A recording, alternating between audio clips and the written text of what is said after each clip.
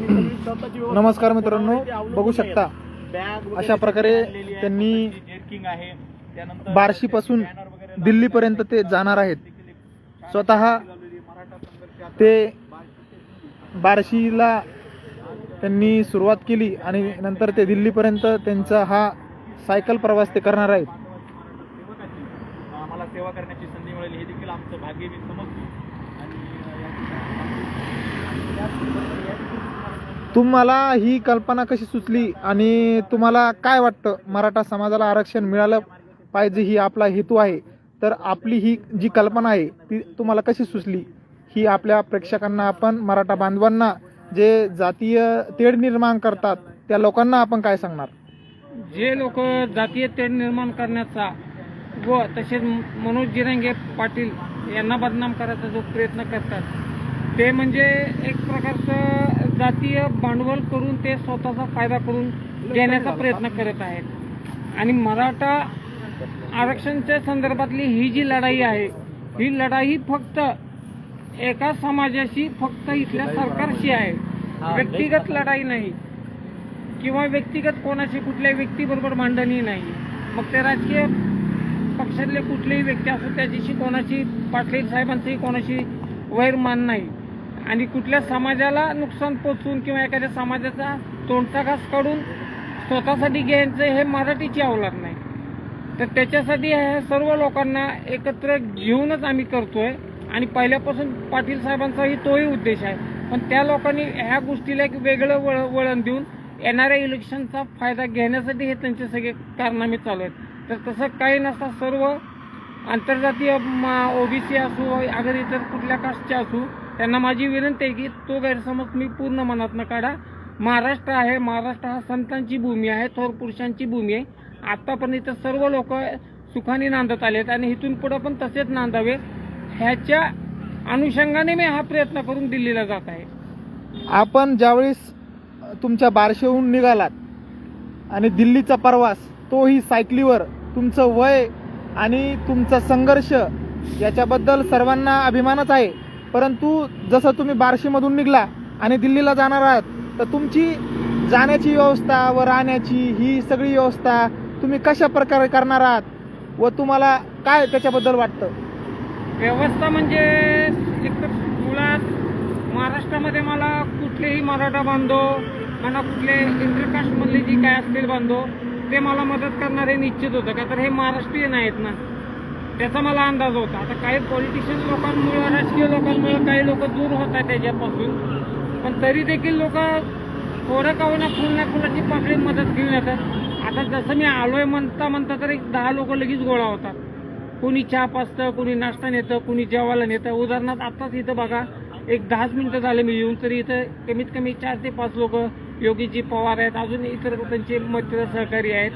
त्याच्यामुळं अडचण आणि हा विषयच नाही.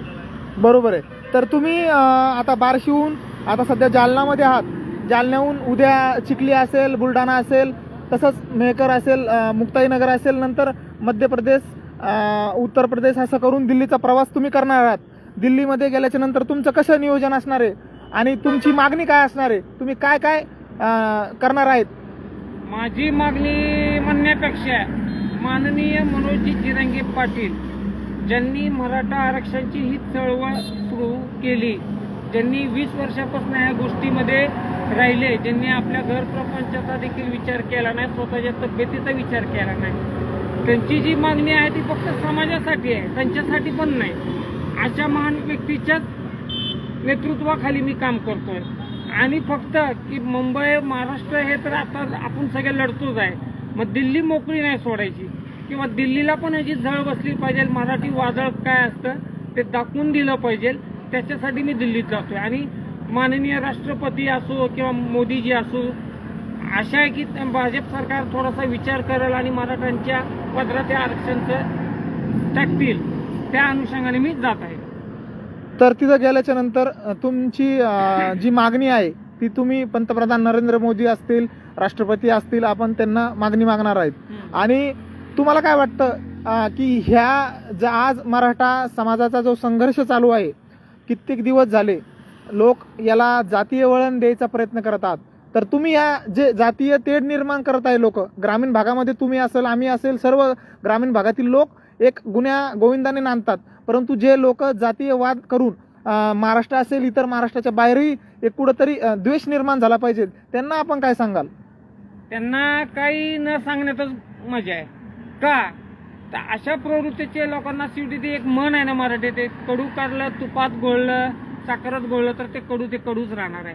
त्याच्यामुळे त्यांना सांगण्यासारखं काहीच नाही. सांगावं कोणाला की ज्याला समजतं त्याला सांगावं, उठवावं कोणाला जे झोपेचं सोंग नाहीत करत त्यांना उठवावं. ह्यांना सांगण्यापेक्षा आपले जे इंटरकास्टमधले ओबीसी मधले एसटी मधले बांधव आहेत त्यांच्याशीच आपण संपर्क साधून त्यांच्याशीच गुणाभावनेने इथं राहायचं. त्याच्यामुळे ते प्रश्न निर्माणच येणार नाही.